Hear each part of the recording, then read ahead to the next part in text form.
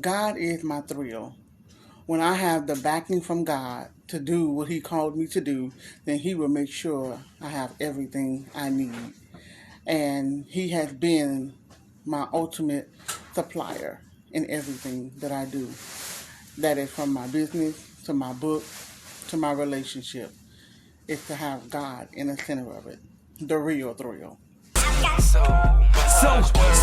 much work for y'all. I know this economic depression hurting y'all, but I got so much work for y'all. What's good in the hood? This is For the Thrill Podcast, episode 13, and I'm here with Latrice Gordon. She's an author, she's an entrepreneur, and woman of God. What's up, Latrice? How you doing today? I'm good. I cannot complain. How about you? Blessed. Living through these crazy times, but still going strong, you know? Doing what we got to do. Hey, we got to. How about you? How you and the family doing? How y'all surviving through COVID and everything? Oh, COVID is a challenge. I tell you that COVID challenges my patience. That's all I'm going to say. But with the help of the Lord, I'm maintaining. So that's the best I can say to that. 100. I'm still here. 100%. That's the best answer right there. Is that your design pillow you holding right there? One of your design pillows there? Actually, this is a design that I'm doing for a nursing home. I'm partnering with another ministry.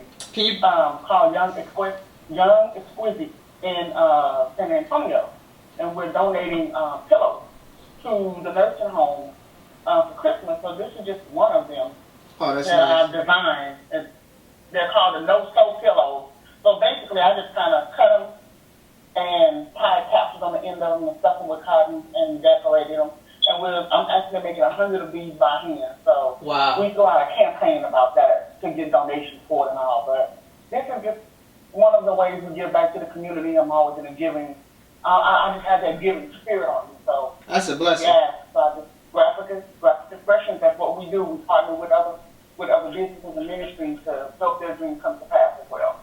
Graphic Expressions SA. Make sure y'all check that business out. You see, she's blessing other people. Make sure y'all check it out. She's actually designing my clothing line right now for the Thrill, and she's coming out with some dope ideas. Y'all gotta look forward to that. That's coming out soon. What made you get into that type of work and type of designing, and have you been doing that for a long time, or? Well, artistry has always been in me. I just didn't know what area of artistry it was. I thought art was just drawing until I grew up and realized art is whatever you make of it. Right. And so it all started when I took a sewing class in middle school and high school. So from sewing and then later on getting into wanting to do something artistically, but it really came to fruition when I was managing an individual who pursues music. Part of this was going to be used as marketing. So that's pretty much what where this comes from. Mm-hmm. It was really designed to be used as a marketing strategy. And but then we went through some things, and God just recently just brought it back up, and I'm like, God, this is what I want to do. This is what I want to do. I just don't have the material. Yes. So He gave me some blueprints on how to go about it, and so here we are. You know, with the That's dope. machinery getting started. Graphic Expressions has been gone since, I want to say, August of 2020. Nice. Is when Graphic Expression started. And so it started off with some Christian sayings, some Christian slogans, and my goal is to be able to help people to express what they want to say graphically, the things they can't say verbally. Interesting. That's very interesting. I like that. You said that's your slogan? That's my goal, but that is pretty much that is slogan for it. Let us help you see graphically what you can't say verbally. Fire. That's fire. I like it. I like the idea. So it comes from because people read memes a lot. So, you know, we live in a meme society now where everything is a meme. So that's pretty much how I took it, you know. Okay, so Right. since all you understand is graphic, then let me talk to you graphically. I can tell you off graphically, I can bless you graphically, I can be nice to you graphically, I can be mean to you graphically, but it's $100 in the graphic. That's fire. That's fire. So, what do you use? What type of machines do you use? What do you use to put your clothing line together? Your pillows? What do you usually work with? Currently, I have a Cricut machine, the Cricut Air Explore 2, and of course, a lot of that uses a lot of heat transfer vinyl. That we use heat transfer sticky vinyl as well, because I also do custom cups. Mm-hmm.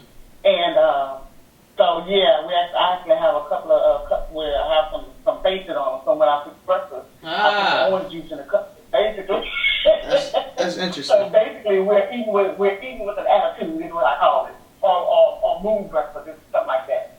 So I do custom cups, and so it's just a Cricut machine, the Cricut Explore 2, my printer, and basically an iron, because I don't have a heat press machine right now, and that's pretty much it. So it's like God has told me, use what you got until I bless you with what you need. 100%. No, 100%.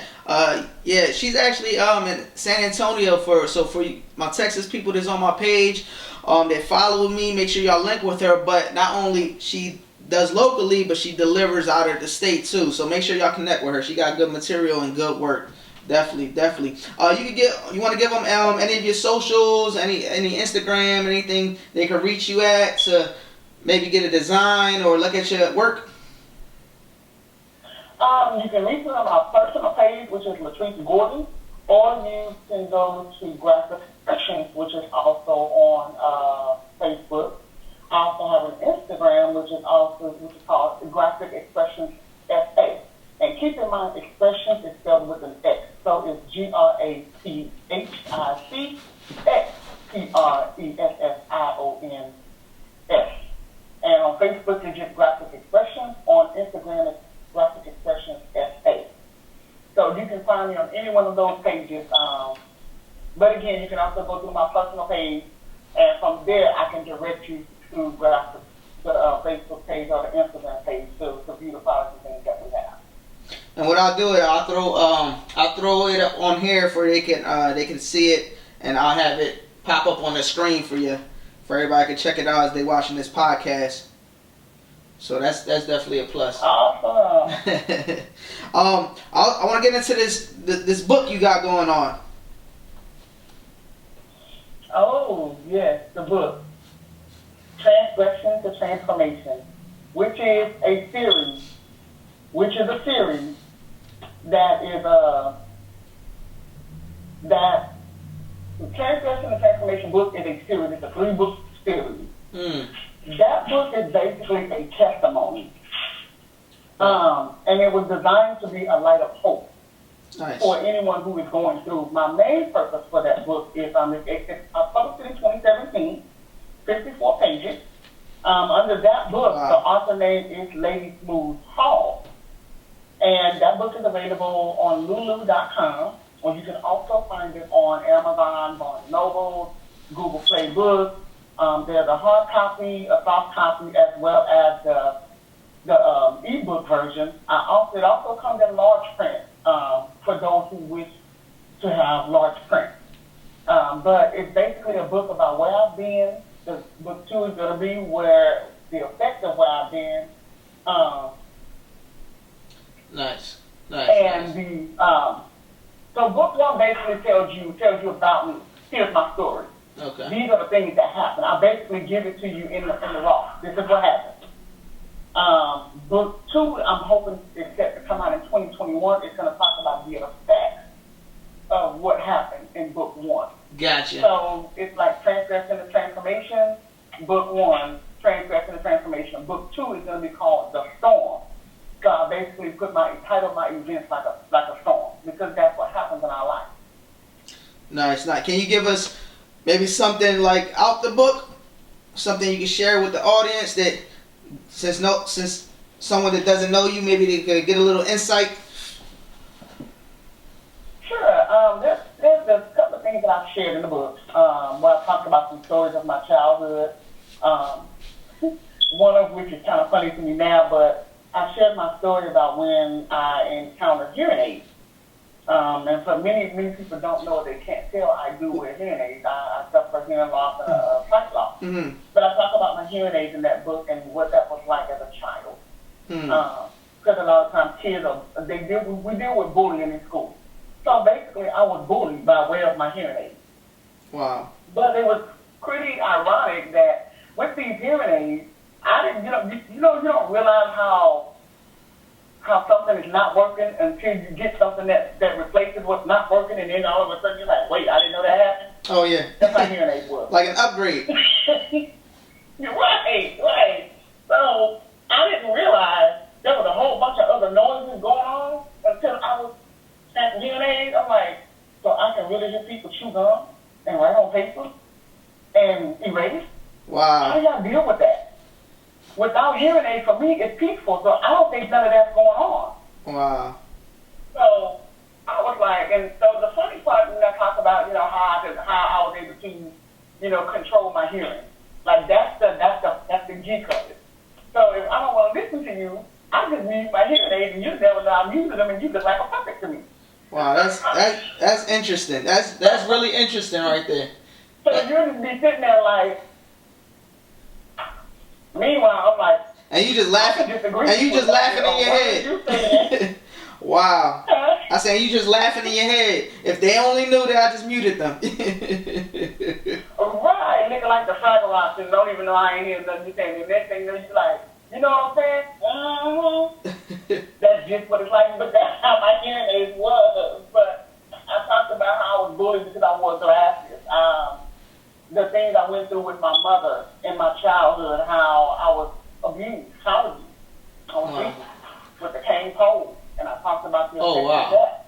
I talked about the effects of what I went through in my first marriage. I was in a very controlled marriage. I mean, most people don't, we don't pay attention to those signs in the beginning, but truth be told, basically what I was doing was highlighting in that book is that some of the problems that a lot of us face in adulthood come from childhood. They just mature. They mature as we mature. We don't really look at them. So I was basically, my cry through that book was to the young people, but my message is to the adults. Because I feel like we don't give the young people an opportunity to say what's on their mind, and so they're forced to grow up with those burdens in their heart.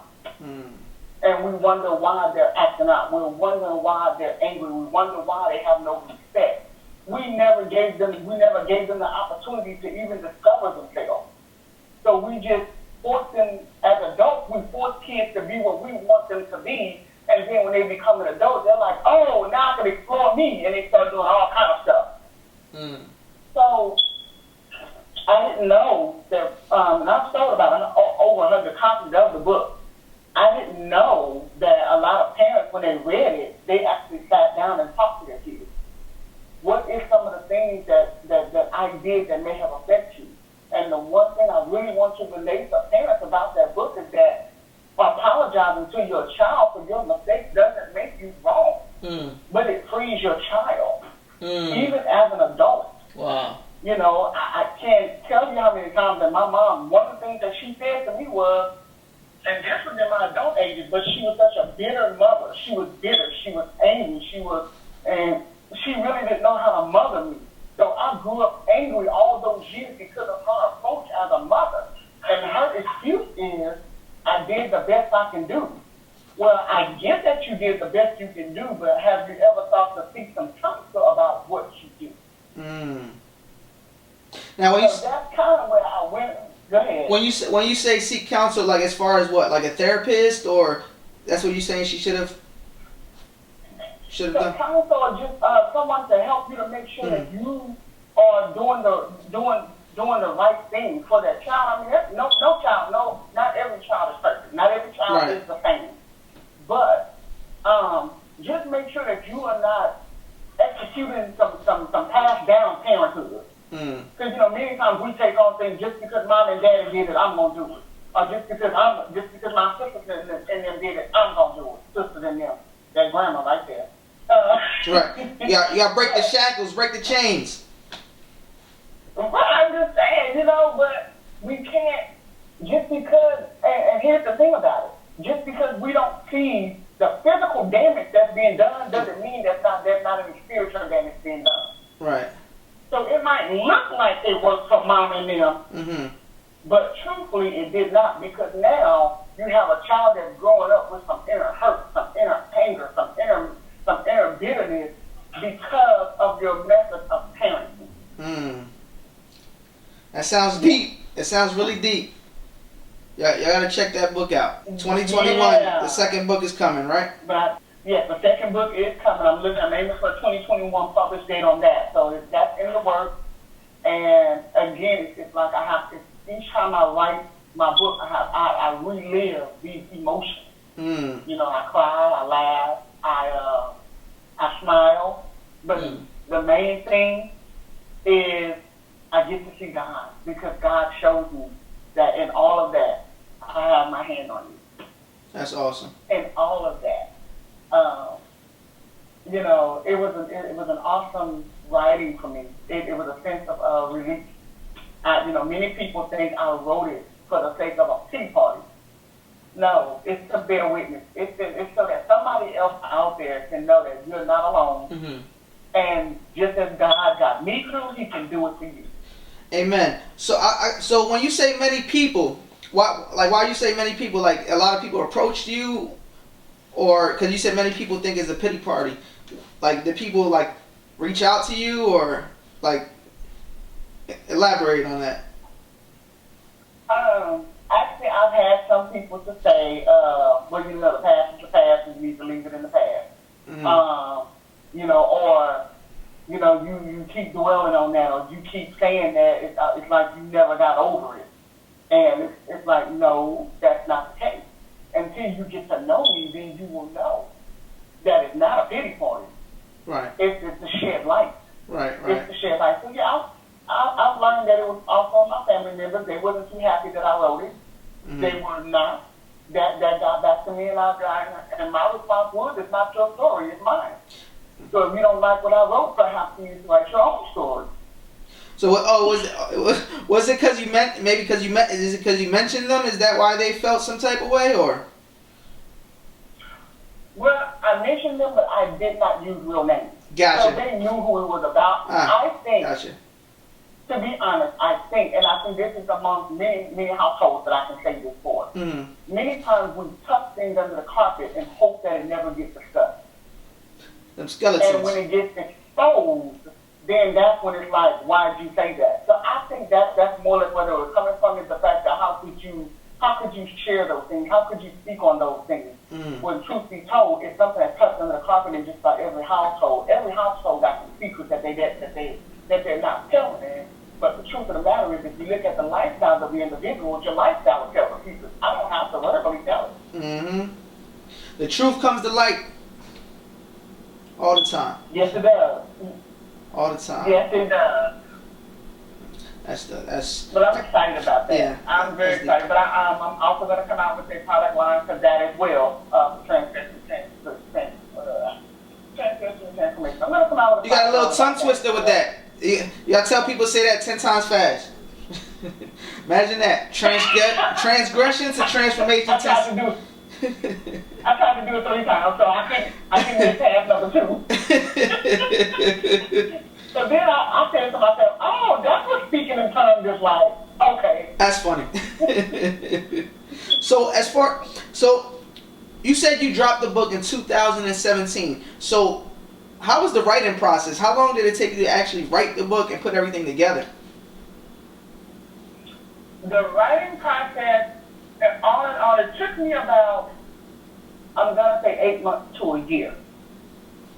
And the part that took the longest was the actual writing of it. I'm one of those kind of people, I write in terms of the way the story is played out in my head. So I'm a visionary. So when I'm writing my book, it's like a movie is playing in my head. So I'm writing out the script to this movie. Gotcha. And so basically, I already had the layout because I've taken a journalism course before. Oh, nice. When I went to Northwestern. So it teaches you how to write out. When you're writing something, there's several ways you can write it. So I chose more like the outline kind of a way. So I had my titles and then my bullet points of what I wanted to write about. Those things help me stay on point. you want to have some kind of guidance to what you write about. Other than that, you'll find yourself all over the place. And doing that helped narrow down my proofreading time, because most proofreaders, they charge by the hour. Some charge by the page. So for those that charge by the hour, the more organized you are on the front end, it makes it a little more smoother on the back end when it comes to the proofing and the editing. Gotcha. So I kind of already had that format already in place. So while I was writing, I had also reached out to others, so I already had the book cover design. While I was in the process of writing, I already had an idea. The goal is to already have your vision in place. If not, somebody else will create your vision for you, and it might not look like your vision. That's just a little tip. Nice. She dropping jewels for y'all. She dropping jewels for y'all. Take notes. Literally, take notes. I did not know. One of the things I wish I could have done was put it in the Congress library. Well, before you even publish your that first book, if it's going to be a series, you definitely want to make sure it's getting your registration into the Congress library for it. Because once you publish it, you can't go back and do that. So can you say that again? You said your Congress library. Can you say that again? You say make sure they got to get their registration through Congress library before they publish the book. The Congress, yeah. Before you publish it, before it goes out publicly, if you're gonna put it in the Congress library, that has to be done before the publishing, because you're gonna have to put that what they call that ISBN number, or they give you some kind of a barcode number, and that goes in your book. A friend, she told me to do it, but me not thinking that part because I wasn't advanced on that. And then when I went in to look at it after I published the book, that was one of the requirements. It could not be published first. So what happens if you do? If you do, they probably won't accept it. Gotcha. If it's already published, they probably won't accept it. So okay. So I didn't go forward to even see because that particular requirement was there. I just didn't go forward with it. But I will do that in my second series after I'm done with transgression and transformation. So my thing is, how does that help you when you do that? When they give you that code, is it like a universal code? So I'm not sure exactly. And I need to do a little bit more research on that myself. Gotcha. Okay, cool. That's dope. If y'all listening, y'all looking to write a book, take some tips, take some notes, connect with Latrice. She got it going on right now when it comes to writing books now. I understand. There was just so many things that I learned. Make sure you read your own material. Read it. Read it for yourself, and don't read it as if you already know it. Read it as if you was a reader. Because I went back and I discovered, a couple of errors in my own book. And that's because when I went back and reread it, I read it like, okay, it's mine. I know what that's supposed to say. If you read it like you know what it's supposed to say, then you're not going to catch those errors. Makes sense. Yeah. Proofread your work. How did I miss that? Rough drafts, just like in school. Proofread your work.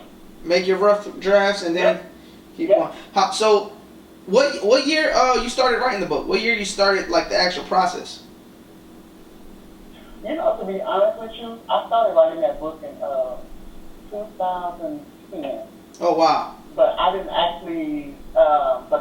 actually go hard on it until 20. I want to say middle toward the end of 2016. 2016. Yes. Middle toward the end of 2016, and the only reason before that was because at the time, some of the things I wrote in book one, I could not write them at that time because I was still dealing with some of those things. So it would have affected the person that I was dealing with at that time. Gotcha. So what's like a major tip you could give to someone out there when it comes to doing what you do and being an author? What's something that they could be a takeaway for them? As far as being an author, I would say go as much professional as possible. It's okay to self-publish, but when it comes to self-publishing, keep in mind you're doing most of the footwork. Yes, it saves you money, But from a professional standpoint, there are more benefits associated. Those who professionally market books, they have some networks out there that they can get you into that you yourself don't have those access to. Professional, those who out there that specialize in that, they can get your book on platforms that you may not have access to. So if at all possible, go as more professional as possible. I would say if you're going to self-publish, still make sure you have someone that can market your book to the maximum possibility. That's the thing. Marketing is going to be your key. Marketing is your key. I can't stress that enough. Marketing. And if you have good marketing and the marketing is tasteful, people will be drawn to it. If anything that I can tell any entrepreneur, chase your vision, not the dollars. If you chase the dollars, you will lose the vision. But if you chase the vision, the dollars will find you.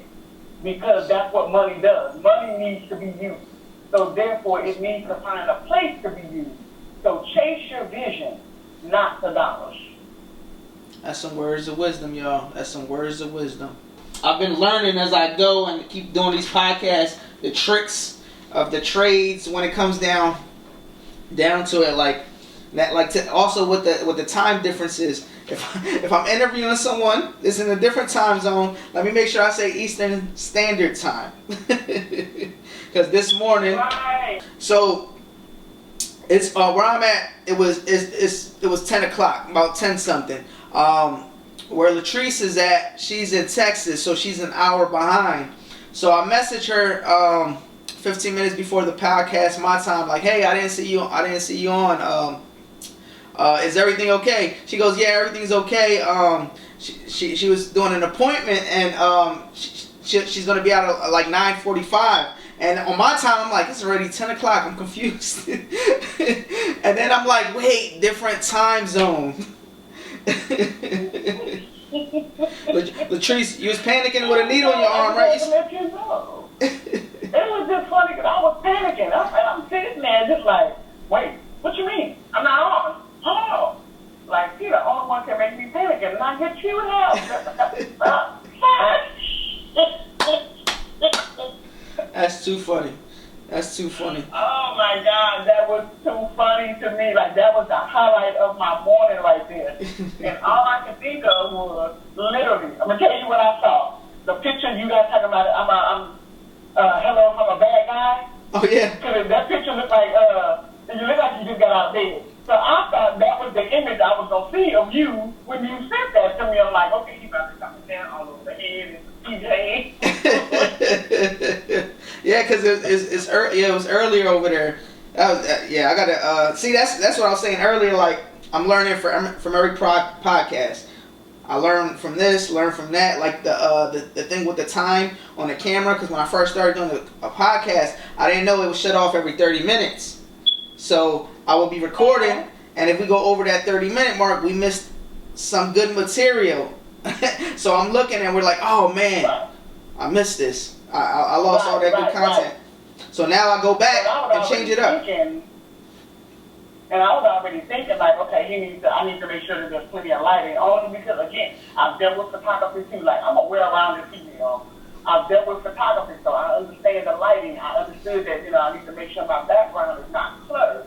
Mm-hmm. You want the visuals to be as professional and as tasteful. Exactly. So I was already thinking about all of that. Like, I believe I was like 5-6 steps ahead. I like that background. The music. You got the music. What it says on there? Actually, it says. Let me pick this up real quick and then I can show you. In this house, we make music. Oh, that's fire. That's fire. I like that. So, I like being that. an artist, these are canvases. I actually did those. You did those canvases. Oh, wow, look at that. See, I got a link with Latrice now. I do a lot of stuff. Like, I'm an upcoming massage therapist. I'll have my license in doing that. I'm going to eventually start. That's another business that's going to be coming up pretty soon. So right now my focus is graphic expression. I'm sorry. What was And what's the that next? business- What's the next business you said? What's the next project?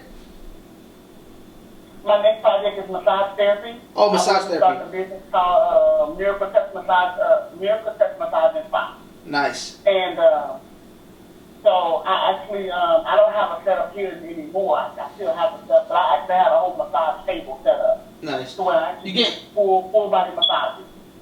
And I'm gonna tell you that particular industry is fun, but you know, for some people. Yeah. Some people. Like when I was going to school for it, and it was just so, the atmosphere was so welcoming. Like I wasn't ready when I went to massage therapy school.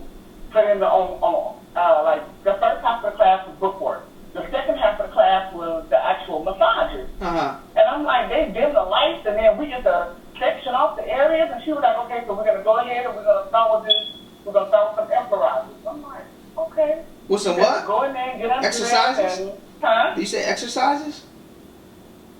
No, Effleurage. Effleurage is a massage technique. Ah. And that's where you just basically lay the hands flat on the body and you just you stroll down the back and you spray it. Word of the day, y'all. Is it Effleurage? You will make this funny. Effleurage. Effleurage. Mm-hmm. Word of the day, y'all. Huh? I was letting them know that's the word of the day.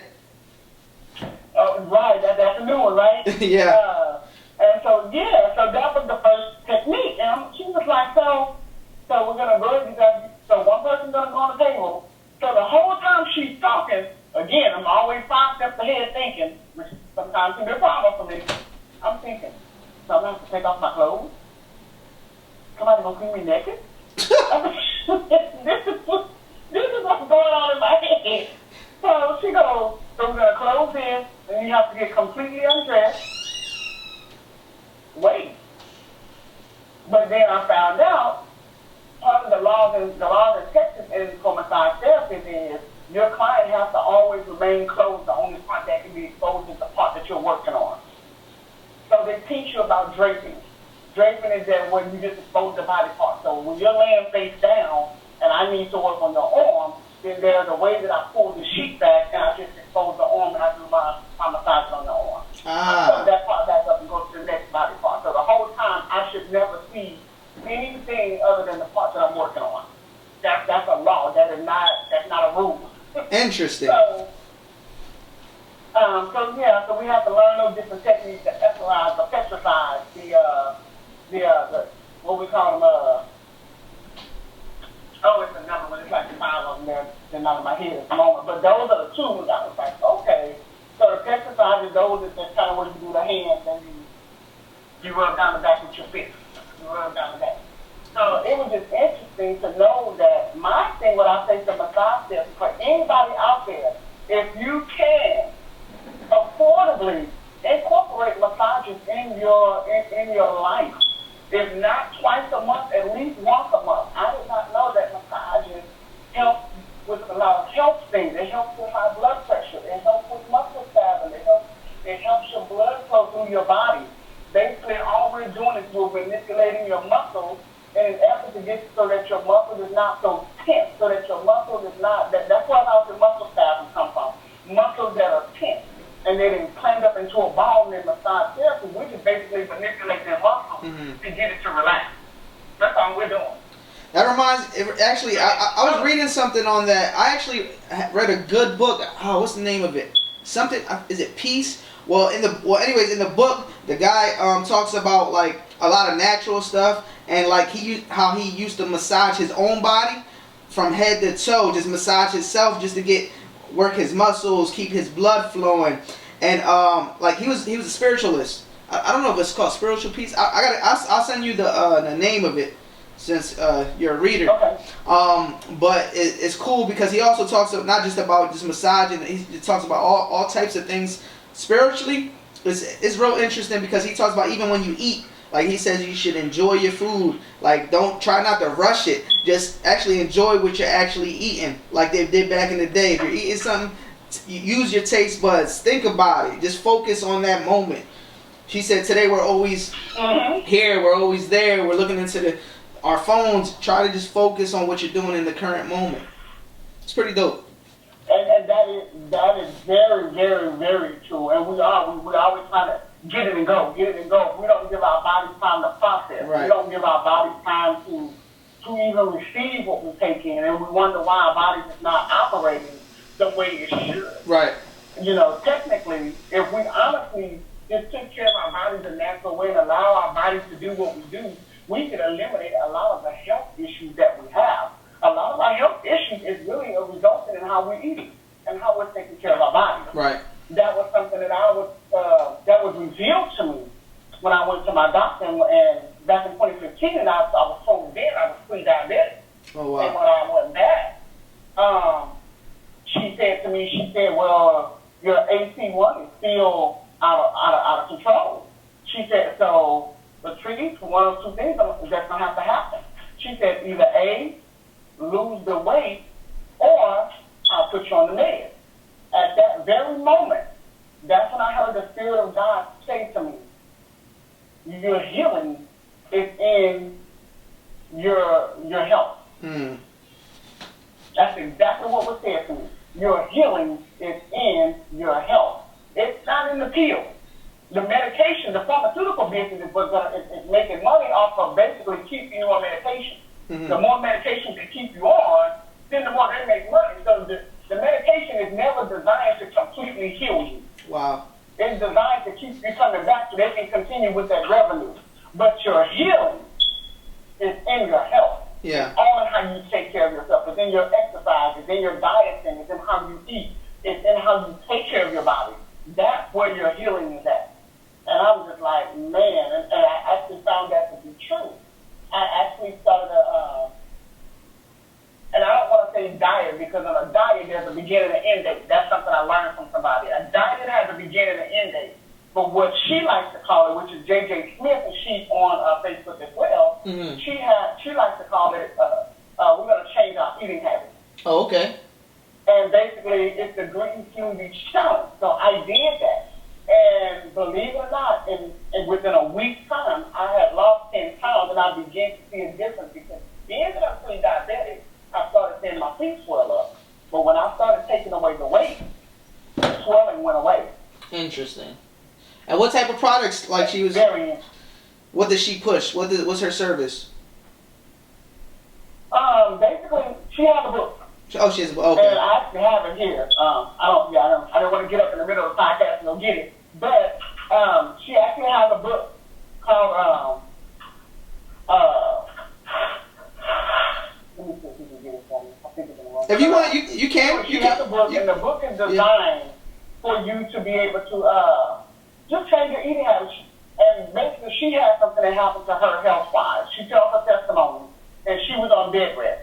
And so from her bed rest, this particular vision was birthed.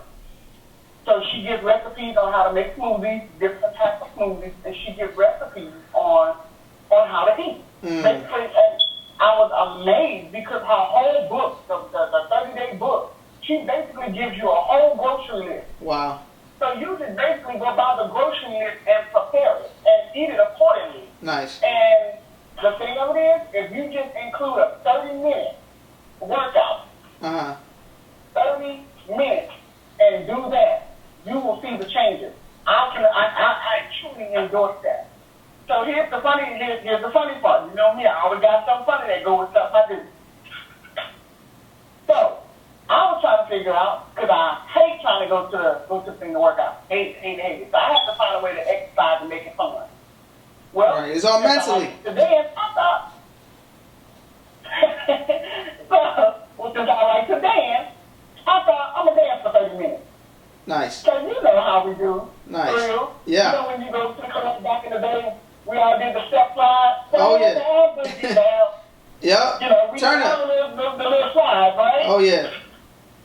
So I thought I'm gonna put on 5 step songs. I'm gonna do 5 line dances or 30 minutes of line dancing.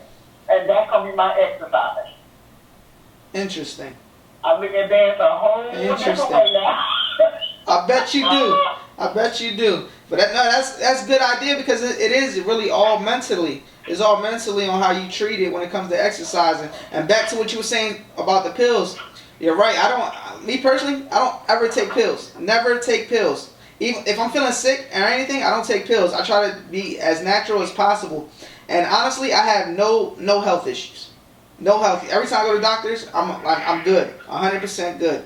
And when it comes down to me being sick, I used to I drown it out with tea. I drink a lot of tea and honey. I try to keep it 100% natural, but I hate medicine. And something in me just doesn't mesh well with even if I had the flu, I don't want to take medicine. I had to just get in a shower. There was this one time, right? I was in Vegas for the week, right? And then I got so I don't know what came over me, but I got so sick.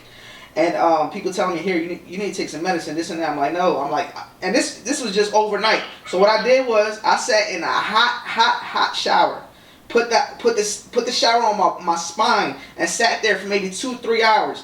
Can you believe when I got out the shower, I felt healthy? It's like I washed it all out, it steamed it all out. But it was hot, to the point that it was kind of burning me, but it worked. So you realize what you did, right? Well, what'd I do? What you did when you took that hot shower, you basically your pores. Mm-hmm. Oh, they opened up. You sweated out all those toxins. Yep. And when you sweat, that's what happens. You're pushing out all the toxins, all the poison, all that mucus, all that stuff coming out through your pores. This is why when we exercise, also, I did this before. Mm-hmm. I used to do what's called a wet exercise, and that is I would go and work out for about 20-30 minutes. After I get done working out, I would go in the swimming pool or in a cold shower first. I'm sorry, no, hot shower. I would go sit in a sauna. I would go sit in a sauna. After I work out, I go sit in a sauna. Sit in a sauna for about 20 minutes. Okay? So basically what that heat is doing is going to open up your pores, and that sauna is going to help you to sweat out all of those toxins that's in your body. Once you're done, of course, most people, they go take a cold shower, or you just actually go swimming. The cold water will actually close your pores. And you'll be surprised. You will walk out of the gym feeling like you're walking like feathers. Walking like what? I couldn't believe it. Like feathers? You feel like you're walking, you feel light as feathers. When I went in the gym, I was heavy foot. When I came out, I couldn't understand why I was lifting my foot higher to walk. Interesting. That's interesting. But that was the effect of it. Wow. That's pretty cool. See, that's a lot of natural ways there's a lot of things we can do with our body that we don't know, and we're daily learning. I'm learning all the time about new things you can do to improve your body, improve your health without taking these medicines and stuff. And when you think about it, God gave us the earth for a reason to actually use natural foods and fruits and vegetables. Doesn't always have to be in a pill. So I think that's dope. It doesn't. And that, I'm just thankful for life, period. With all the things that I have going on and all the things that I've been through, one thing I will say, and I'm going to flip back to the book, is and all those things that I wrote about in the book and all the things that I went about, it has shaped the woman that I am today. So it wasn't, though the experiences were bad, with God, it had a great purpose. There was a purpose in my pain. There was a purpose in what I went through. There was a purpose in why I went through it. And I was blessed by that, because, when I wrote it, and it's my understanding my mother read it too. And she point blank asked me, she said, she asked me one day, she said, why is it, how do children shut their parents out of their life? And I said, well, when that parent doesn't do what that child feels that parent should have done for them, that child will shut them out. I said, I'll shut you out. And she said, how did you shut me out? I said, did you not notice I didn't speak to you when I called? I asked straight for the person who we left out. I didn't say hi. I didn't say hello to you or nothing. I said, notice I don't call you. I still don't call her now, but it's not because of that. But notice, I didn't call you. I didn't talk to you. I said, and it's the result of everything that went on. I'm like, you beat me with a cane pole. You expect me not to remember that? You sent me with a sister that basically took money, instead of using the financial income that was coming in to take care of me, she used it on herself. You think I'm not going to remember that? Wow. But you want me to forget that those things happen and just open my arms to y'all? No. Wow. And then you got the nerve to tell me, this is what I was trying to say earlier, and it just went away from me. One of the things she said to me in my adulthood was, if you have a baby, you going to tell the doctor I'm crazy so you can take my child? You lost it. Wow. So these are some things, and so my message to parents is, stop blaming your children for what you went through. Mm. Stop depositing your pain into your children. That's deep. Your child is not responsible for what you went through. Just mainly my thing about, I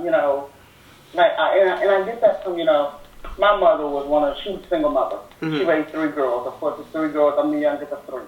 Mm-hmm. And she in turn, if God hadn't been with me like he was, she could have deposited her anger into me. Mm. She could have deposited her toxic ways into me. And sometimes I feel like this is what single mothers who have not been healed of their hurt or their pain from the past do, especially when it comes to their sons. They make their sons feel like they're responsible for them. Your son is not responsible for you. Your son, you should be raising, you're basically raising another woman's husband. Right. That's what you're doing. You're not raising your husband. Right. But I feel like they're raising these boys to be their husbands. And when these boys try to go in their relationships, they can't because these mothers make them feel obligated to them. Mm. And it's sad because what happens, again, as I was saying, is when you're no longer here on the face of this earth, now this young boy got to figure out how to be a man without you. Imagine the mental trauma that young boy goes through. Right. He's used to somebody giving it to him. He's used to somebody telling him what to do, how to do it, when to do it, where to do it. So now that he got to stand on his own 2 feet, now he got to undo what he was taught and relearn what he needs to learn. Right. That is some trauma. Yeah. I mean, I couldn't be that person that was like staying home with mama until as a grown man. Like I could never be that way. I was out my house at 17, gone. I couldn't. Right, I couldn't do it. And if you're ready for it, yes, but it should not be even if you have to stay home until you're like 21. Right. Of course. That's understandable. Yeah. But it should not be at the point that you feel like, okay, I'm staying home because you know what, me and mom, it's all about mama. You still ain't grew up yet.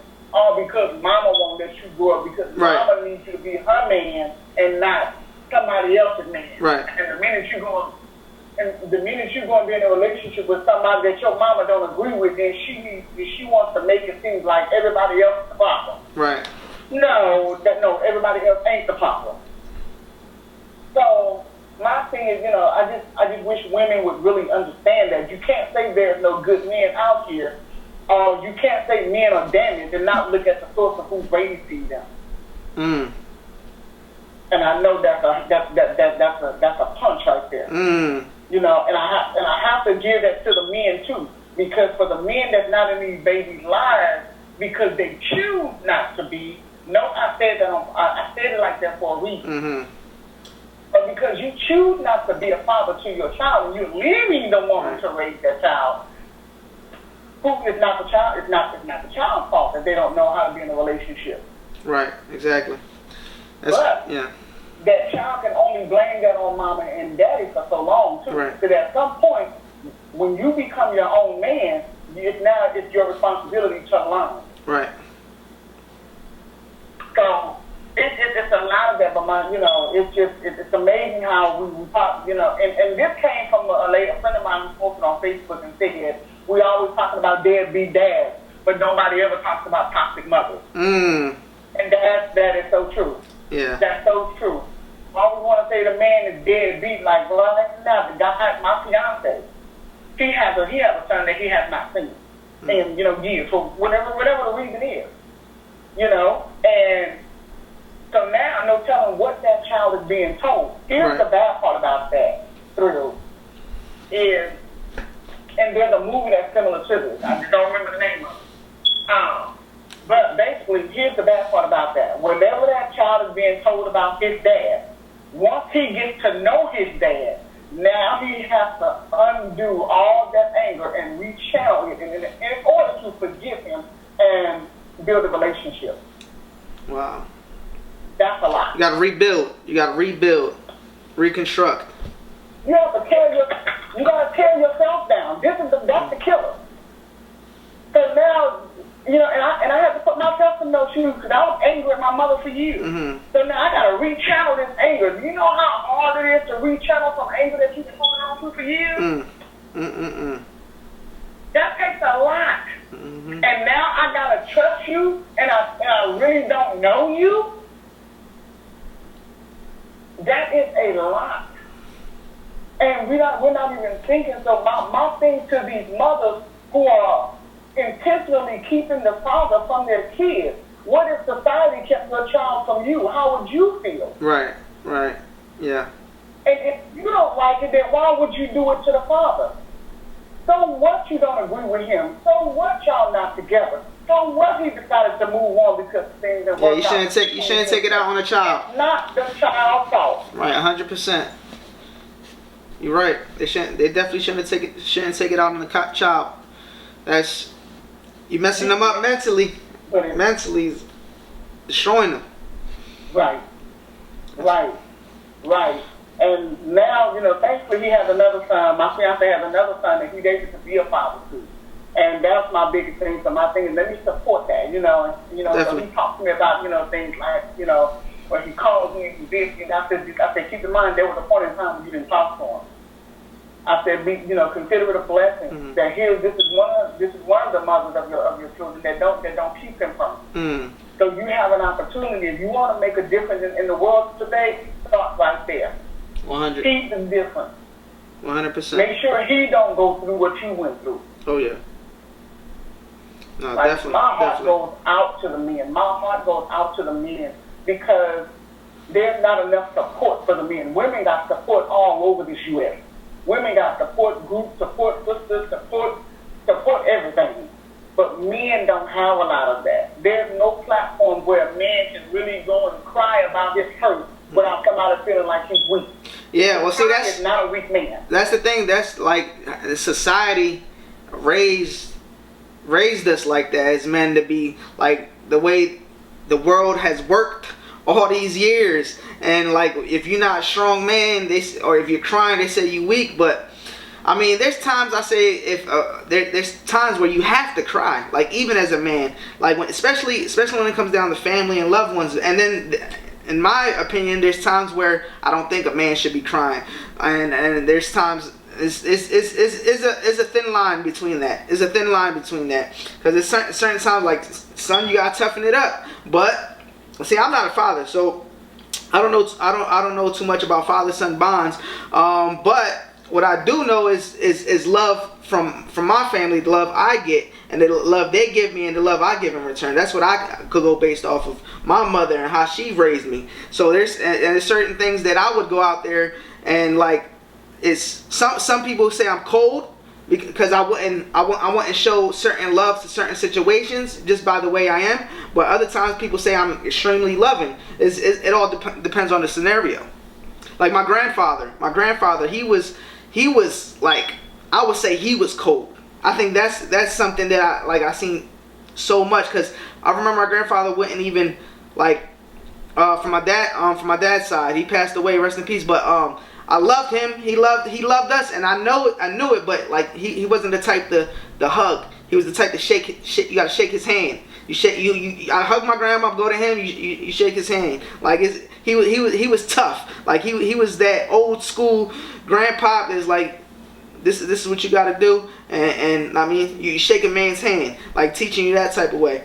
But the crazy thing is, more towards him passing away, he started showing that love. Like he would come out and started hugging. I'm like, whoa, because when I used to come, it's always a handshake. That's how I remember my grandpa. May he rest in peace. And then a little more towards his demise, a couple months in, I noticed he started actually going to church, because he wasn't even into church back in the day. He started in church, and I started to see love in him. Like, I always knew he loved me and he loved us, but I started to see it and feel it more. So I'll go over there, Grandpa, how you doing? Wello, how you doing? And he'll give me a hug. I'm like, yo, this is different. this is something new. This is something new. And he was a big guy. My grandpa, he was a big guy, so he was just like the stern, tough. Like, it was good to see the change towards the end, though. It was good to see him going to church and showing love and having friends, like really close friends, because he wasn't even back in the day. He never got really close to people, but towards the end he started like joining communities and being a part of church groups. I'm like, wow, you see love, and it had to be God. It had to be God, because he started going to church and it was like those things started happening. I'm like, wow, it was something really good to see. Mm-hmm. Yeah, you'd be amazed. We'd be amazed at, some of the things. My mother was not an affectionate person. She was not, and me, I'm a very affectionate person. Well, let me just say, I was a very affectionate person until I met somebody that was 10 times, 100 times affectionate than me. But I'm still an affectionate person. Like, I like a lot of affection, and so my mother couldn't get with that. I remember trying to have mother and daughter talk with her, and she didn't respond to me like a mother. She came hardcore because she was about that life. Right. And one of the things I asked, I remember as a kid, I said, well, Mom, I said, why don't you tell me about the birds and the bees? Because I always heard that terminology, the birds and the bees, the birds and the bees. What's the birds and the bees? All I know is the birds fly in the air and some bees go around and looking for some honey or something sweet. So what's this bird and the bees thing? So I said, what is this bird and the bees? And it was the most turn off, ratchet approach I ever want to experience. And she said, if a man wants something, you got to pay for it. Basically, I gave her a clean version of her response.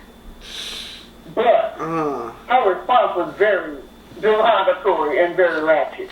Wow. To the point to where I never wanted to ask her anything else again. Wow. So I could never, ever, ever really get any advice from her. So what I ended up doing was basically raising myself. Mm-hmm.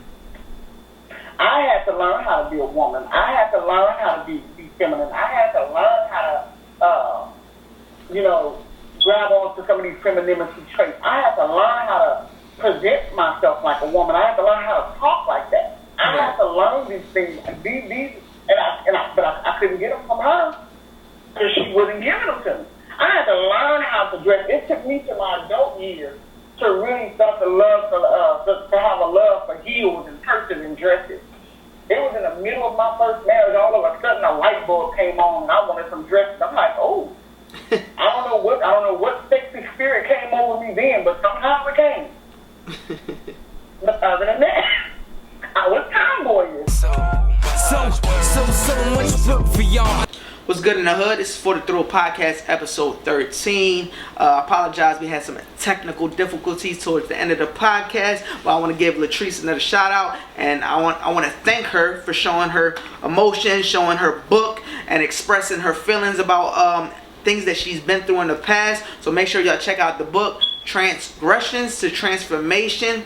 It's definitely dope. Also, check out For the Thrill clothing line coming out with her company, Graphic Expressions. She's helping me with my brand, and definitely make sure y'all share the podcast. Have a blessed night. For the Thrill Podcast, episode 13. So much look for y'all. I know this economic depression hurting y'all, but I got so much work for y'all.